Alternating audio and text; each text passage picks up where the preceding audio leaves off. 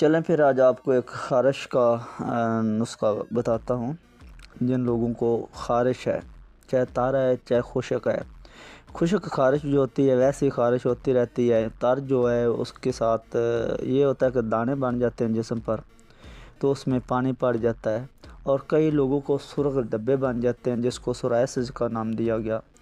کوئی بھی کسی بھی قسم کی خارش ہو تو بہت لوگ اس سے تنگ ہیں، تو اس کے لیے میں آپ کو ایک فارمولہ دیتا ہوں، تو آپ نے اس کو استعمال کرنا ہے۔ پہلی خوراک سے ہی آرام آ جاتا ہے، خون میں ٹھنڈک پیدا ہو جاتی ہے، خون صاف ہونا شروع ہو جاتا ہے۔ تو 3 سے 4 دن آپ نے استعمال کرنا ہے۔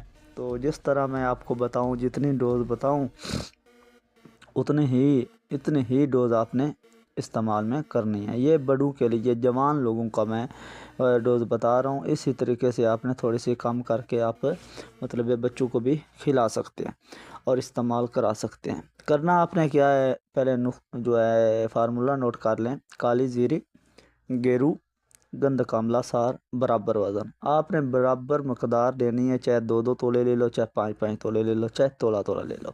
تو لے کر آگے اس کا آپ نے اچھے طریقے سے اتنا خرل کرنا ہے، اتنا اس کا صفوف باریک کرنا ہے کہ اس میں رڑک جو ہے نا وہ باقی نہ رہے، ٹھیک ہے؟ اتنا باریک کرنا ہے آپ نے۔ یہ اس کی شرط کہہ لو یا جو بھی کہہ لو، یہ اس کا چابی کہہ لو، یہ ہے، ٹھیک ہے؟ اچھے طریقے سے آپ نے صفوف کر لینا۔ صفوف کرنے کے بعد یہ جب پاؤڈر آپ کے پاس تیار ہو جائے، یہ اب ڈوز کا مسئلہ ہے۔ جو بڑے ہیں، جوان ہیں، ان کو 2 ماشا خالی پیٹ آپ نے پانی کے ساتھ دینا ہے، اور وہی خوراک وہی دوائی 6 ماشا دوپہر کو دہی یا لسی کے ساتھ دینی ہے، اور باقی 6 ماہ سے اور لے کر اس کو 5 تولہ سرسوں کے تیل میں حل کر کے پورے جسم پہ، پورے بدن پہ آپ نے مالش کرنی ہے آرام سے۔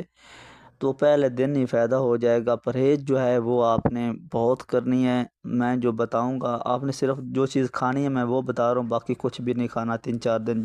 جتنا دیر تک آپ دوائی استعمال کر رہے ہو اتنی دیر تک یہ چیزیں آپ نے کھانی ہے، باقی آپ نے پرہیز کرنی ہے۔ دودھ اور چاول، مطلب ابلے ہوئے چاول ہوں، اس میں دودھ ڈال کے آپ نے کھانے ہیں یا دہی ڈال کر، ٹھیک ہے؟ میٹھا لازمی ڈالنا ہے اس میں۔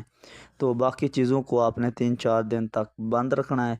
بند رکھنے کے بعد جو آپ کو پتہ چل جائے گا کہ خارش کدھر گئی یا کدھر نہیں گئی، تو 3-4 دن کریں تو خارش ختم ہو جائے گی انشاءاللہ بفضل خدا۔